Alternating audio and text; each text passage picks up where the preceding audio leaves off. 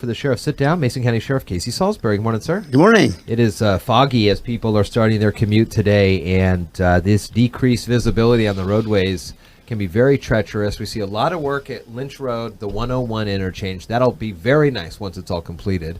Very close to completion.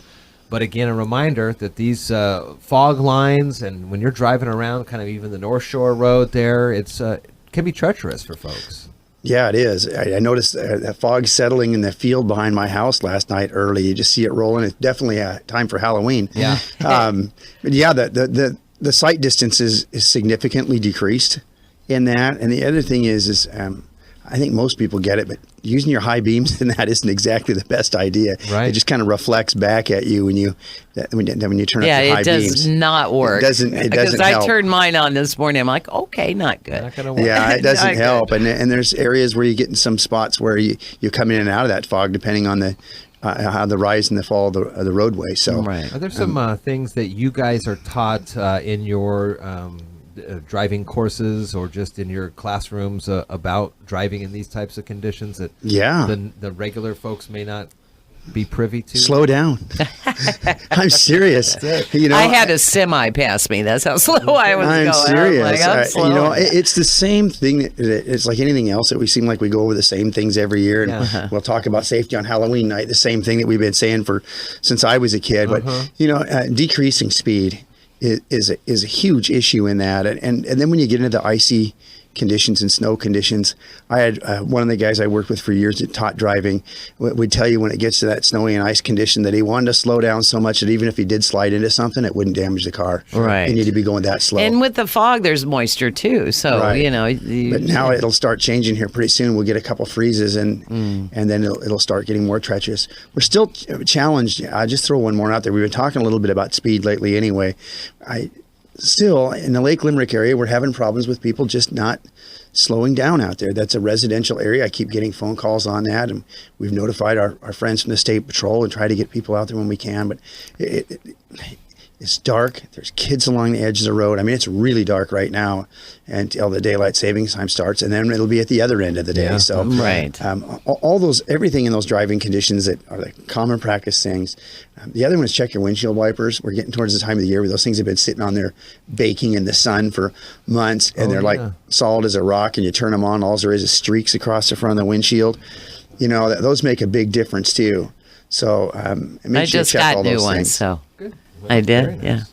The other story, Friday night we heard of a man-woman found dead in their Belfair homes, and Chief Deputy Ryan Sperling with some information on this case. Is there any more updates that you can tell us from the weekend until now? And what is the next step in the investigation process with these types of cases? Well, I haven't spoke directly to Ryan since he made his news release from me. I don't believe there's any update from that.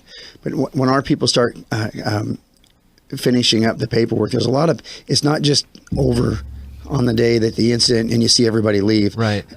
Honestly, that's a lot when your real work begins. You start analyzing all the data that's available to you and retracing everything that has occurred.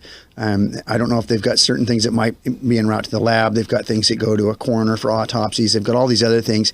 And oftentimes people think when the police leave that it's all over. And that's really for our investigators.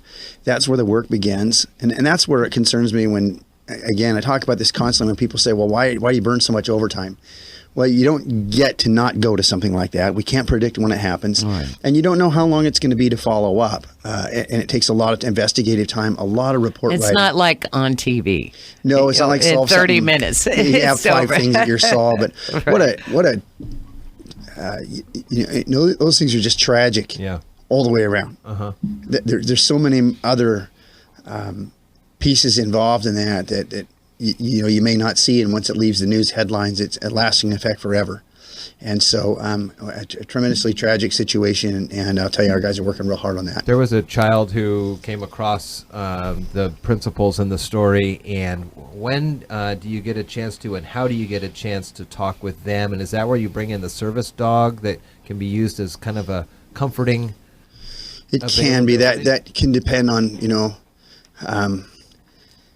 who you have for immediate family and what permissions can be given. Right. When you said principals, you're talking about school? No, I'm talking about the mains in the story, the mother. The mom. I'm sorry. I thought you meant, because Yeah. what I was referring to is oftentimes if we have something that almost everything affects the school because it's a microcosm of your larger community. Yeah. If it's out in your community, it's in your school. Right. And depending on the ages of the people and where they go to school and things, a lot of times over the years, I worked special units for a while and did these investigations. If we know it's going to have to do with the school and we can release, oftentimes I'll call a superintendent and let him know that in the morning things are going to be different. And sometimes I tell them, tomorrow something's going to be different, but I can't tell you what it all is. And I'll keep you updated. I'll call by morning. Right. Sure. So that in certain circumstances, if it involves children from school impact schools, we try to let them know so they can be prepared. But sometimes we can't because the investigation's ongoing. Oh, yeah. And if we're looking for somebody, it really depends on, every one of these things is different. And then the availability for those schools to have folks that are available to Yes. listen. Oh, yes. Oh, definitely. absolutely. Oh, Tremendous. that's just got to be traumatic for that These things reach 6-year-old. very far reaching for a long period of time. Yeah. Mason County Sheriff Casey Salisbury, good to see you. You bring up Halloween. We'll talk about that next week. Okay. Make sure everybody is safe and get things ready to go. Good to see you. Thank you. This morning.